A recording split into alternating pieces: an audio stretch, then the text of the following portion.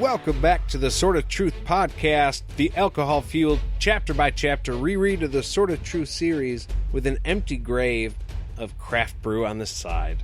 Super fun. I'm Nate. And I'm Jade, and on this episode, we are doing it with Chapter 70. And actually, an empty grave is not sad. I'm sorry, I'm too immature to deal with the first thing you said, so... But before we get into it, we wanted to remind you guys one final time that the Children of Dahara novel is going to be available on February 4 at Barnes & Noble, Amazon, and indie bookstores. You should definitely get yourself a copy. Last chapter in the Sort of True series, and it's a big one. So, get it. Get it now. Get it now. Well, on February 4th. Yes, then. Can't. This chapter is actually not very long. Like, it's intense, okay, but it's not very long at all. Yeah, I think it's a total of 14 minutes in the Audible version. Yeah. It is the one that started my crying as while I was walking around listening to it a couple days ago, but it's good. I like it. Doesn't have to be long to be impactful. Damn right. And, I mean, yeah, I gotta say, it definitely didn't end up where you thought it was going to end up. No, that's for sure. Not even close. So, the chapter starts with Richard taking Kaylin's hair out of his shirt before stabbing himself in the heart. He doesn't think that that would be a good thing, not a good representation of Kaylin at his death. I'm assuming it's something like that. Yeah, so it's probably just a little, like, I don't know, not morbid, but weird. Like, I don't want to do it through your hair. It's going to get all bloody and nah. You're the good thing. Yeah. So I don't want to taint the good thing. Taint. Yeah. Every time. It's a funny word. Every time. It's okay. I'm no better. So Richard wonders what Kaylin might have said about him to Mistress Sanderholt and decides that he wants to find out. Besides, he can always just kill himself later. Not that I'm doubting that he really does want to kill himself in this moment, but I feel like this does happen a lot of times with people who have the ideation, but they don't actually want to do it. They're like, okay, any reason I have right now to give me something to latch onto is a good one, which is not a bad thing. If he really wanted to, he would have just done it there and made it the big moment. But there was something inside of him that was like, no, there's something more that I need to do first. Yeah, better not. I mean, well, it's kind of like what we were talking about in the last episode about waiting for the 13th hour and just hoping that something's going to come along and save you. And in the same kind of fashion, Richard is doing this with his almost committing suicide. Yeah. He keeps like lifting the knife up and being like, okay, it's really time this time. I'm going to do it. Did I leave the garage door open? Yeah. No. I'll go check. And yeah, no, I can see where you're coming from with that. Of course, he doesn't want to die anyway. No, so... and he hasn't had that thought all the way through. This is a new thing for Richard. So... He's an angry young man. I can tell you that, yeah. But I don't know about depressed. Wait, so yeah, this is a good thing. That he's like, let me go search out a little bit more information before I just do it. Right. And you know what I really loved about this part? Is that we didn't have to endure him walking through the hallways for no reason. It was literally like he had the idea, and then bam, we were with Mistress Sanderholt in the kitchen. Yeah, it just skips all the stuff. You're like, okay, yeah. You had to walk some hallways. Who gives a shit? Get to the stuff. Yeah. And get to what you want to know. Which is exactly how Richard would be thinking. And he does actually speak to her here in just a little bit. He's like, I literally don't care about anything else that happened before Kaylin got here. Just tell me about Kaylin. Yeah. All I want. I want to know what she said to you, not about what happened to her, which actually is a good point, because when we saw her with Mistress Sanderholt, she didn't really have a lot of time to chit-chat. Right. So we didn't actually see her say anything to Kaylin about Richard, I don't even think. Maybe she did. Maybe a little bit. She might have mentioned it, but she only talked to her for like a hot second before she went stomping up to the council. Right. Yeah. She wasn't with Sanderholt for very long at all. No. And I mean, we get a little bit more information about when that happened, but I just thought it was interesting that I didn't catch that when she had, like, recognized him right away. Like, oh yeah, Kaylin didn't actually say that in front of us. There was more interaction there than we Behind knew the about. scenes. Yeah. Which I always like to know about. I want to know all the conversations we didn't hear. But Sandra Holt tells Richard that Kaylin told her that she didn't escape after the escape. Like, she kind of just ran into the city, like we talked about. She was just kind of hanging out there. Yeah, she went in hiding. Because she was waiting for Zed to help him. She wanted to help him help Richard, you know? Which has to make him feel 100 things at once, right? Yeah, I think he gets like a pained expression on his face a little bit about it because he's like, shit, she could have left. She could have been fine. Yeah, well, that and she is there to help him. Like the whole moment when he's like, Kaylin loves me, haha, and he figures it out in front of Pasha. Oh, yeah. And he's like, nice try, not going to happen. When that happened for him, this is confirmation that he was right back then. Yeah, that she's still, like, fighting the good fight for him. Yeah, she had him do this thing, but she is now trying to get him the fuck out of there. Yeah, she did the thing. Yeah, and she loves me, like... And, well, and on top of that, not only did she go to Aidendrill to find Zed to help him, when she got caught there the first time and was able to escape, she didn't just leave and was like, oh, that was a botched attempt. Yeah, no, she had a job to do. She was like, nope, sticking around, doesn't matter if it caused my death. And to his knowledge, it did. But yeah. That's got to be a very proud moment. Like, fuck yeah, we're still good. So she tells him that Zed was the one who actually turned Kaylin in and gave the nod to the executioner and oversaw her funeral pyre. And this gives Richard hope, which is surprising to me at first, that his instinct immediately is Zed was up to some tomfoolery in my favor. He knows Zed so well that he didn't even doubt for a second that Zed's interests were with his. Right, yeah, I just thought that he jumped to, oh, this has to be like way deeper than it is. Now, okay, we know it is.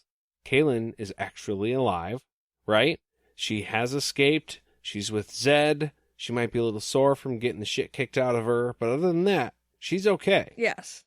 But from the point of view of Richard starting to hear these things and bring up these questions in his mind, a normal, sane person would be like, no, Richard, no. Like, Sandra Holt was there. I literally saw her die. She is gone. Yeah. You can think what you want about any of this, but she's actually gone. And I would think normal people would not normally jump to that conclusion without first going through the, like, instinctual fuck him. Like, you know what I mean? Like, you heard it and you're like, oh, betrayal. But, I mean, and then maybe you could back off and start to figure out, okay, maybe there was a secret meaning or something. But no. I don't know if maybe that just speaks to how well Richard knows Zed. That he's like, no, it doesn't matter. He would never fucking do that. I was thinking also that maybe the fact that Richard knows that Zed hid himself and his daughter, like after he maybe pretended she was dead in Westland, that maybe he made that jump so quickly because he was like, he has done this before. Like, that's what Richard was talking about when he didn't say it, he thought it. That Zed has done something like this before. Yeah, I mean, if nothing else, the only person who would be capable of disappearing somebody like that would be Zed. Mm-hmm. And I think the fact that Zed was in control of literally every aspect of Kaylin's execution and then everything taken care of after, that all fell on Zed. That's telling. Yeah. But other than that, it's still not great because you're in a room with a woman who literally saw Kaylin die. Yeah. Like, you know that. Yeah. You should know that. But he decides to ask Sandra Holt to take him to Kaylin's burial site. They go there, and on her marking, tombstone, gravestone, I don't know what the hell you call it. It's a marker stone. Okay, well, on that is inscribed by Zed, Kaylin Amnell, Mother Confessor. She is not here, but in the hearts of those who love her.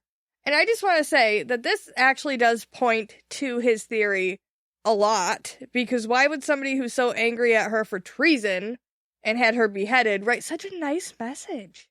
You think it was Zed that decided that? He did everything else. Well, yeah, no, that's true. And it takes a long time to like Have carve one of those those things made, up. Yeah, yeah. he did that with magic. So between Zed being in charge of everything, and including this, and then we're assuming Zed is the one who wrote the message on the stone, Richard is like, there's a conspiracy here. And again, as a sane adult person, you would want to be like, no, buddy.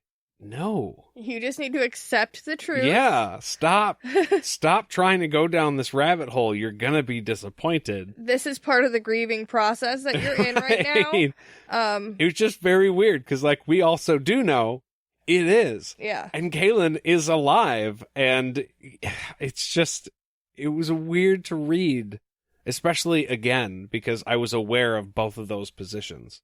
And it blew my mind. I don't know why it did, but I was just like, from his point of view, it makes sense, but it sounds fucking crazy. And from the reader's point of view, you know he's right, but it still sounds fucking crazy.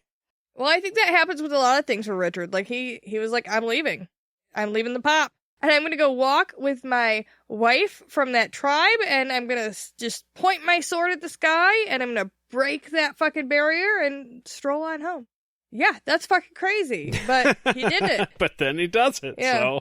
Oh, that's Richard. So Richard kneels down and he prays to the spirits to let him know if Kaylin is still alive, because at this point he thinks he's on the verge of discovering her actually being secreted away, and she's actually alive, and if that's true, then he can keep on fighting and doesn't have to kill himself. Well, and he's like, basically, you guys fucking owe me. I keep doing the right thing. I've done everything for you. God damn it. I don't ask for shit.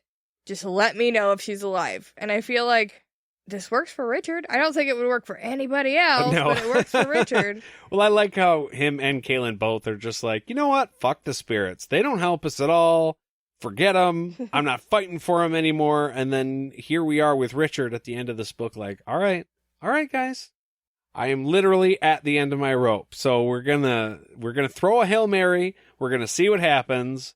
And lo and behold, as he does this, he notices the ground starting to light up around him, right? So he looks up and he's staring at a spirit that he recognizes. Yeah, you can't talk so much shit about the spirits after they do something like this for you, I feel like. No. Oh, we owe you one, huh? Let's examine the list, shall we, Richard? No, that's not necessary. So, Kaylin, at the same time, like you said, kneels by a rock and prays to the spirits to tell her if she'll ever see Richard again. And again, this feels very out of place after she's been so pissed off at the spirits this whole time, and after everything that just happened with Zed, I probably wouldn't be in a place to be falling on my knees and praying to the spirits to do shit for me, but she tries, and lo and behold, it fucking works for her too. The spirit's there and is like, hey, it's Denna. I don't know what I'm even trying to ask. I'm just like, what are the odds? Both of them are like, all right, so this is basically it. At the same time? There's no going forward at the same time, and then Denna must have been aware of this on the other side and is like, oh, I see what's going on. This is a thing I can work out. That was my question, okay? Because Denna tells them that the Keeper didn't want her, so she gets to be with the good spirits. But before she crosses over, she has the ability to bring Richard and Kaylin together one last time in a place between worlds.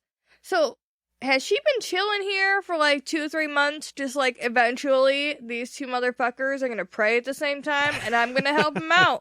Can't move on till I do that. Well, yeah, I guess that's what it is. Did she have to wait for that link, or is this just something she was planning to do anyways? Where they just so happened to be praying at the time that she showed up?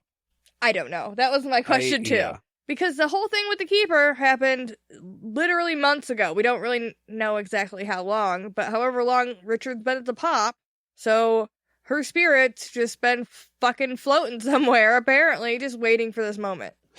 Just in between worlds. Yeah, here in the gushy place. In the gushy place. Well, maybe that's not the right word, but whatever. I like it. No, it's gushy